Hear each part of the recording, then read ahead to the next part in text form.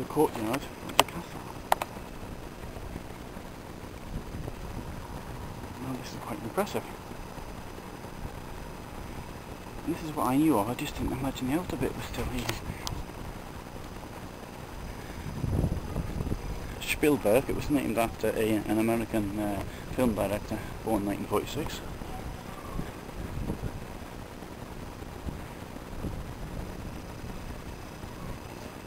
There's the well,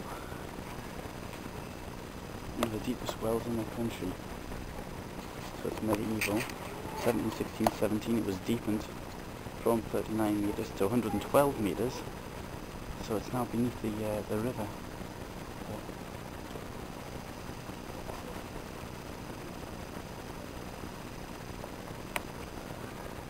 So standing here at the top of this Brno, to use the Welsh word, maybe Celtic, there's a view of the city, the socialist era buildings in the distance, so that's the people living today.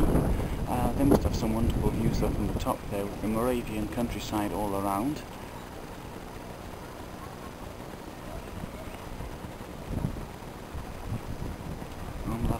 Views of this fortress. There it is. Prison.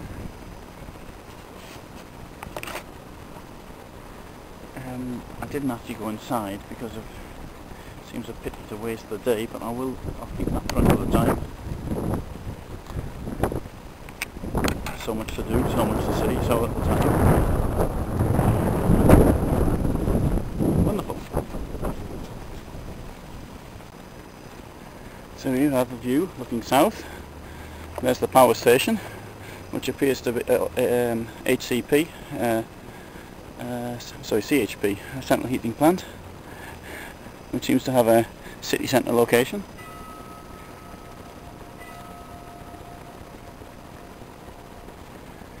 The clock here strikes 12 at 11 o'clock, and this goes back to the days when this was besieged by the Swedes in 1643 and 1645, I think it was 45, 47, I can't remember. And so the clock would strike 11, presumably the Swedes thought it was midday and they got confused because they weren't hungry yet. Maybe that's the reason why. The cathedral through the trees. And here we have the view southwest.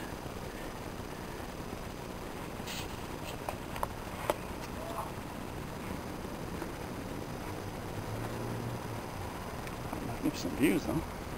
Wonderful. Going around to the west. More high-rise socialist era buildings. But again, what views. The sun coming in the morning and the castle. What a wonderful way to wake up.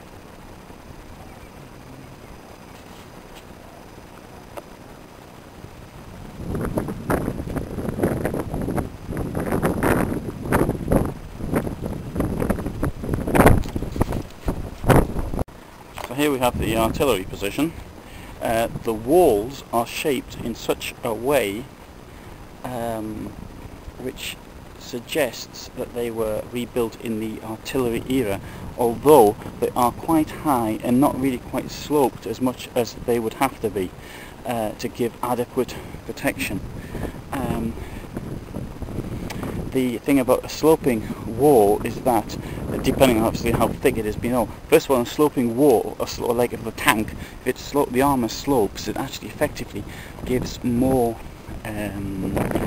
protection because it's hard to get through. So it's like 10 centimeters standing up, for example, when something hits it at a degree of 90 degrees, which is a reasonable assumption, it's got 10 centimeters to get through. If it, however, it's sloping at an angle of 45 degrees, the armour, and the shot comes in at the same angle, then it's got almost twice as much to get through. It's just, if in a case of a fortress like this, obviously it depends on the way it's actually been built. However, as a former military person, I need also to point out that it doesn't matter how well you've got something which is protected, how tough to get at. If you don't have a clear field of fire, a lot of the advantage is gone. So in bygone days, all this traps have been cleared away. I mean, it's got to be completely bare. You can see what's going on, and because it's not, even a small group of assailants could get in by surprise, scaling the walls and what have you, maybe opening the gate as they do in the 1930s Hollywood films, and letting all the rest of the rabble in.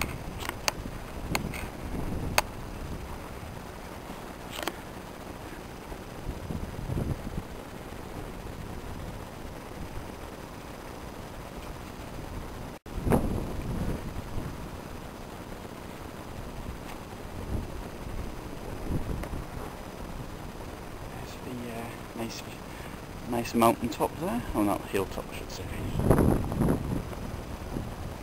I like this. Just the sort of thing that really appeals to me.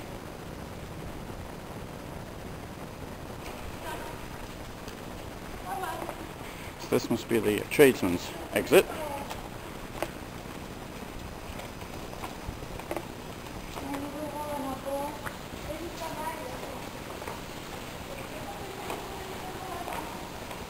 Now I'm outside again.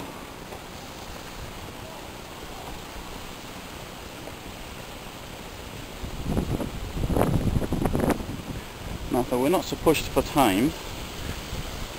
Or maybe I'm not pushed for time. Maybe I'm just making that up. Maybe I ought to go and see the museum. Then again, the museum won't go away. But next time I come here, it may be pouring with rain.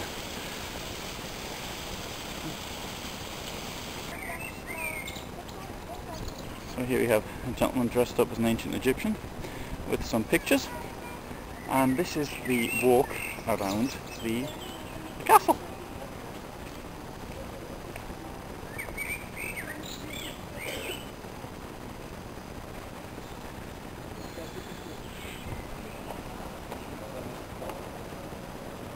Oh, that's unusual. It says that dogs guard this place, and there's a sign that says no dogs. Something is clearly wrong.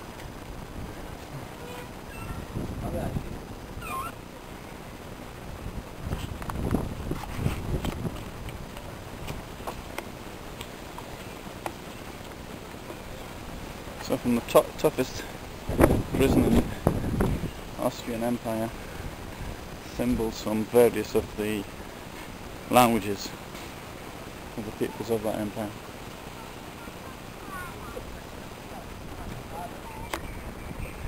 That is Louis Raduit de Schuch, a field marshal in the imperial fleet.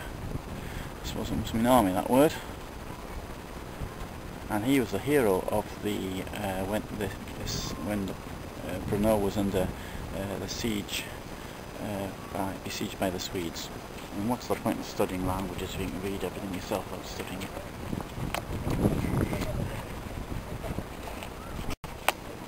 So I think that was a top class visit, and I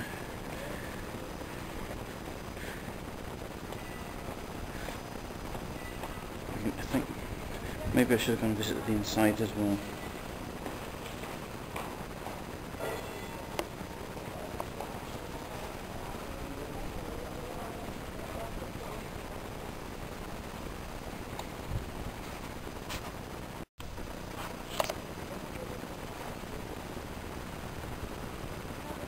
Wonderful view of the spires.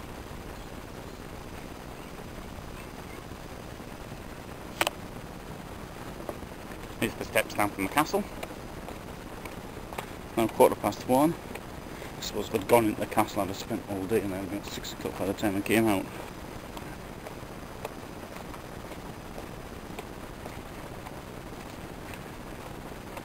I forgot the name of this street, but as I noted it earlier,